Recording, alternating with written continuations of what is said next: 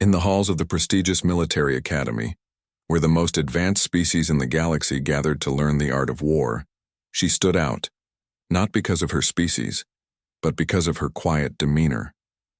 Among the proud Vectari, the cold Zetkoth and the fiery Rilithan, Mara was an enigma.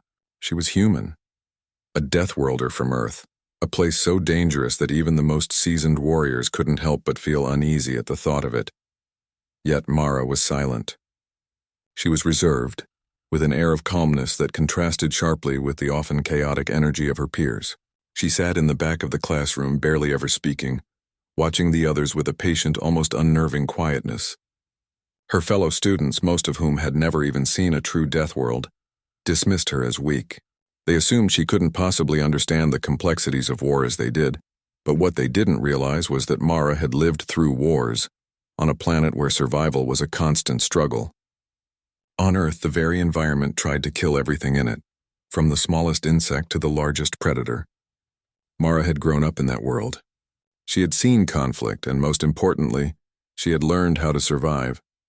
Still, at the academy, she remained quiet. She didn't feel the need to speak unless it was absolutely necessary. Her thoughts were her own, and that was fine with her. The military academy was a place of prestige. It attracted the best and brightest from all across the galaxy. Students trained in simulations, strategy games, and combat tactics. The instructors were war veterans, battle-hardened and experienced, their knowledge unmatched by any species outside of their own.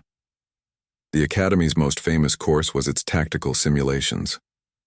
Every student was given a chance to create a strategy for a war scenario using the Academy's advanced holographic war map, a massive, shifting representation of the galaxy. The map displayed real-time movements of fleets, armies, and resources, and students had to use it to predict the outcome of various military engagements. Mara's classmates were all eager to show off their intelligence. They argued fiercely, trying to outdo one another with their knowledge of intergalactic politics, battle formations, and the latest technologies. The instructors would stand by, watching with amusement, occasionally offering their own insights. But there was one thing the aliens didn't know about Mara. Her mind worked differently. Her planet Earth was a place of constant chaos. The people there had learned long ago that survival wasn't just about strength or technology. It was about adaptability, cunning, and the ability to see the world not for what it was, but for what it could become in the heat of battle. Earth was a death world, and the beings that came from it had developed a unique understanding of survival, a kind of instinctual war strategy that the galaxy's more peaceful species could not fathom. On the day of the latest war simulation, Mara's classmates were gathered in the simulation room. The instructor, a veteran Zetkoth general named Kath, was preparing to present the scenario. He was known for his cold precision and his relentless belief in logic. His movements were calculated and his tactics were impeccable. He had fought in countless interspecies wars and was respected across the galaxy for his mind. "We will begin with the latest simulation," Kath said in his deep, resonant voice. "This will test your ability to make quick decisions in the midst of a rapidly changing battlefield. Each of you will propose a strategy based on this map." He waved his hand, and the holographic war map flickered to life, showing a vast expanse of stars, fleets, and planets. Mara sat silently in her seat at the back of the room. She studied the map, noting the positions of the various armies and fleets. She didn't speak as the other students immediately began to shout over one another, offering their strategies. The Vectari officer Zorn was the first to speak up. He was tall with skin like polished obsidian, and his voice was loud and commanding. "If we focus our attack on the Rilithan stronghold here," he said, pointing at a distant planet on the map, "we can force them to retreat, giving us control of the region." A few of the students murmured in agreement while others seemed unsure. Kath watched intently, his eyes narrowing as he listened to Zorn's proposal. "Interesting," Kath said. "But what if the Rilithan already have a trap set for you? What if their reinforcements arrive before you can complete your assault?" Zorn paused, his expression faltering slightly, but he quickly recovered. "Then we would adjust the plan mid-attack.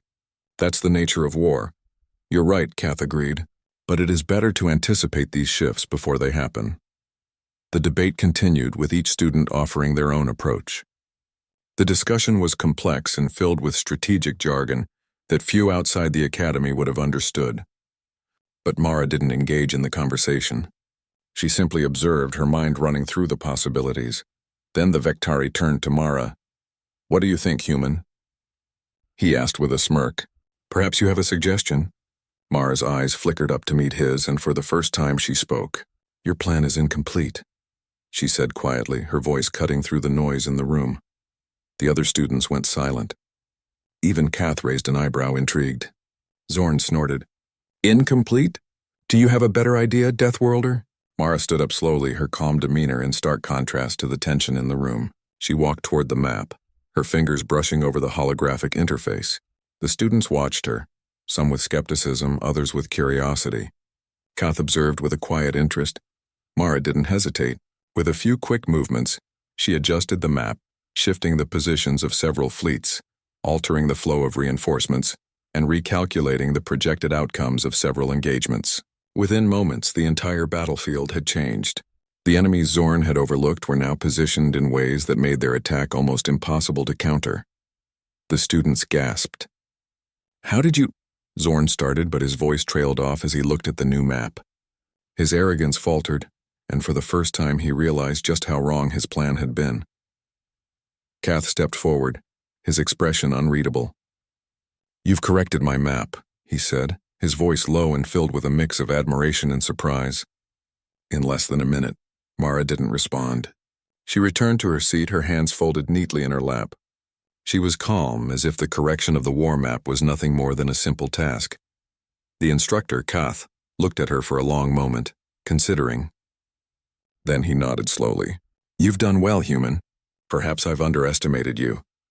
The room was silent, the weight of Mara's correction sinking in. Zorn, once full of confidence, now stood with a look of disbelief on his face. He had never considered the possibility that a human, someone he had dismissed as weak and insignificant, could correct a war map in moments. The other students, too, were stunned. They realized something important, something they had never thought about before. Mara's quiet demeanor, her calmness in the face of overwhelming complexity, was not weakness. It was the strength of someone who had learned to survive against all odds. As the class continued, the tension in the room never fully dissipated. Mara remained silent, but she could feel the eyes of her peers on her.